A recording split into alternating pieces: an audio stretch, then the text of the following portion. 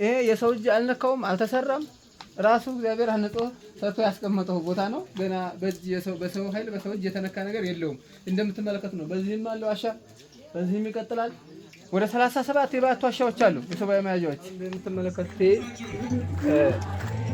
ይሄ ዋሻ 7 ቦታ ያለው ዋሻ ነው።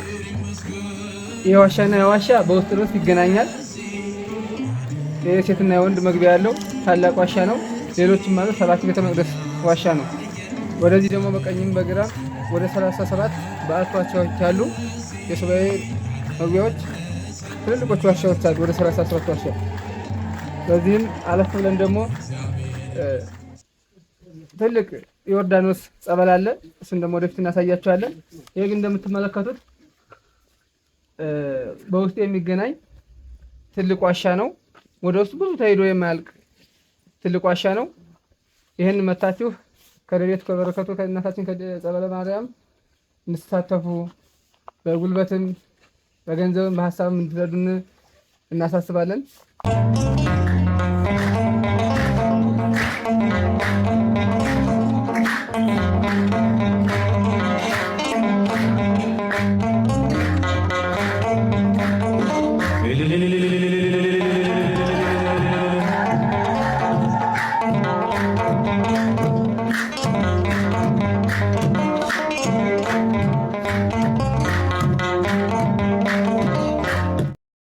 ቤተሰቦቻችን ቅድም እንደነገርኳችሁ በዚህኛው በኩል ያለው ዋሻ ያሳያችሁ ይሄ ነው።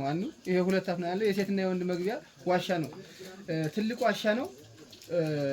በውስጥ የሚገናኝ ነው። ከዚህ በመቀጠል ደግሞ ይሄ የሰው እጅ አልነካውም፣ አልተሰራም። ራሱ እግዚአብሔር አንጾ ሰርቶ ያስቀመጠው ቦታ ነው። ገና በሰው ኃይል በሰው እጅ የተነካ ነገር የለውም። እንደምትመለከቱ ነው። በዚህም አለ ዋሻ፣ በዚህም ይቀጥላል። ወደ 37 የባቱ ዋሻዎች አሉ፣ የሰባዊ መያዣዎች። ብዙ ጸበላቶች አሉ። ከዚህም በታች ይሄ ከዋሻው በታች ይሄ አንድ ከእርከን በላይ ነው፣ አንድ ፍሎር ነው። ከዚህ በታች ደግሞ ከእርከን በታች ጸበላቶች አሉ። እነሱ ተቀርጸዋል፣ ታያቸዋላችሁ በቪዲዮ እየገባችሁ። ወደ 14 ምዕራፋት ጸበሎች አሉ። እነዚያ ጸበላቶች አንዱ ጸበል የሴት ነው ተሰርቶ በሚገባው አገልግሎት እየሰጠ ነው። ሌሎቹ የተጀመሩ ጸበላቶች አሉ። ያው እነዚያ ለመስራት ትንሽ አቅም ስላጠረን ነው። ሰውም አሁን እየረዳንም እየታገልንም ሰውም እየመጣ እያየውም መሰራት ተጀምሯልኝ፣ ተቀርጿል። እሱም በቪዲዮ ላይ ገብታችሁ ታዩታላችሁኝ። ይህን ይመስላል። ከዚህ ከአዲስ አበባ ትንሽ ከዚህ ከሊያራሳ ከጨርቆስ አደባባይ ፊት ለፊት ማዶ ላይ ነው። ትልቅ ጫካ ነው። ትልቅ መንፈሳዊ ቦታ ነው። ከዚህ አካባቢ እንደዚህ አይነት ቦታ ላይ ይገኛል ተብሎ ማሰብ ትንሽ ይከብዳልኝ። እሱን በቪዲዮ ላይ ስታዩት በጣም ታምራዊ ቦታ ነው። ትልቅ ቦታ ነው። ኑ አብረን እንዳን። አካውንት አለ፣ የገዳሙ አካውንትም በገዳሙ አካውንት ማስገባት የምትፈልጉ በገዳሙ አካውንት፣ በአካል መታችሁ አይታችሁ ማሰራት የምትፈልጉ በአካል መምጣት ትችላላችሁ። ከቦሌ አራሳ ከጨርቆስ አደባባይ 25 እስከ 30 ደቂቃ 20 ደቂቃ ከ5 በቃ ደከም ላለ ሰው እንኳን 30 ደቂቃ ቢፈጅ ነው። መታችሁ እዩትኝ። የእናታችን የቅድስት ጸበለ ማርያም ገዳም በአዲስ አበባ የመጀመሪያዋ ገዳም ነች። እሷን ለማነጽ ለመስራት አግዙን። ዋሻዋንም ጸበልቶንም ሰርተን ህዝብ ይዳንበትኝ። ኑ አብረን እንዳን። አካውንቱ 1073 63 00 846 ነው። ንግድ ባንክ ነው። ጎሽዬ ቅድስት ጸበለ ማርያም ነው የሚለው። በሱ ማስገባት ትችላላችሁ። መርዳት የምትችሉትን እርዱን። ኑ አብረን እንዳን። ወደፊት ደግሞ የቀረጽን እንልክላችኋለን፣ ታዩታላችሁ። እናንተም እየመጣችሁ እዩትኝ። ያው ይህን ይመስላል እንደምታዩት።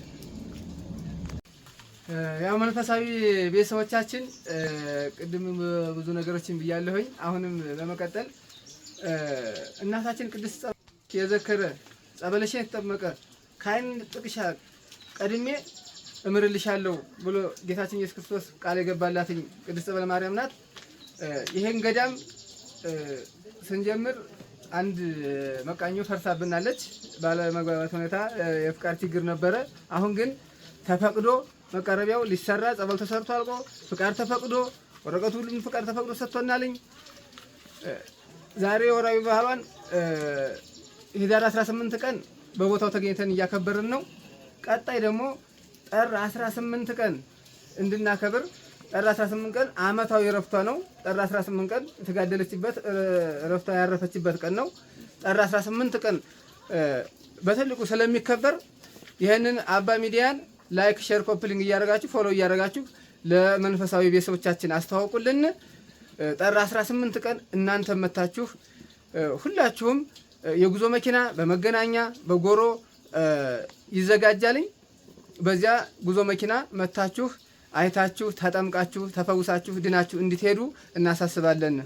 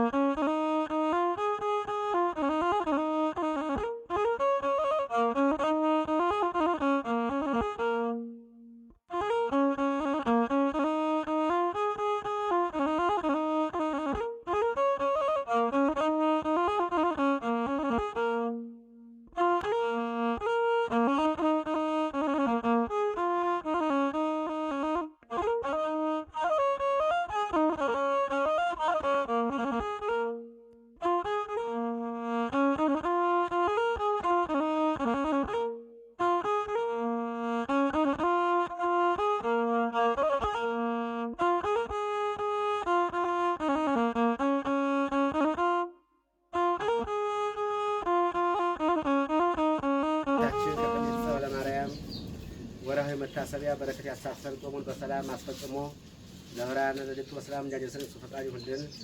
አምላካችን በቸርነቱ ይጎብኘን፣ ከዛ በሰላም ያድርሰን። አባታችን ሆይ በሰማያት የምትኖር፣ ስምህ ይቀደስ፣ መንግሥትህ ትምጣ፣ ፈቃድህ በሰማይ እንደሆነች እንዲሁም በምድር የዕለት እንጀራችንን ስጠን ዛሬ፣ በደላችንን ይቅር በለን እኛም የበደሉንን ይቅር እንደምንል፣ አቤቱ ወደ ፈተና አታግባን ከክፉ ሁሉ አድነን እንጂ መንግሥት ያንተ ናትና፣ ኃይል፣ ክብር፣ ምስጋና ለዘላለሙ አሜን። እመቤታችን ቅድስት ድንግል ማርያም በመልአኩ ቅዱስ ገብርኤል ሰላምታ ሰላም እንልሻለን። በሐሳብሽ ድንግል ነሽ፣ በሥጋሽም ድንግል ነሽ። የአሸናፊ እግዚአብሔር እናት ሆይ ሰላምታ ላንቺ ይገባሻል። ከሴቶች ሁሉ ተለይተሽ አንቺ የተባረክሽ ነሽ፣ የማኅፀንሽ ፍሬ የተባረከ ጸጋን ተመላሽ እግዚአብሔር ነውና ከተወደደው ልጅሽ ከጌታችን ከመድኃኒታችን ከኢየሱስ ክርስቶስ ዘንድ ይቅርታና ምሕረትን ለምኝልን ኃጢአታችንን ያስተሰርይ ዘንድ ለዘላለሙ ወንጽሐነ የሴኖር ክፍሉ አለ በመንግሥተ ሰማያት በአብ ወመንፈስ ቅዱስ እግዚኦ መሐረነ 12 ለዛ ሀለፈ ስርየት ወለዘ መጽቅበት በእንተ እግዝእትነ ማርያም መሐረነ ክርስቶስ ማይሰራ ኃጢአትን እግዚአብሔር ይፍታ፣ እግዚአብሔር ይባርክ።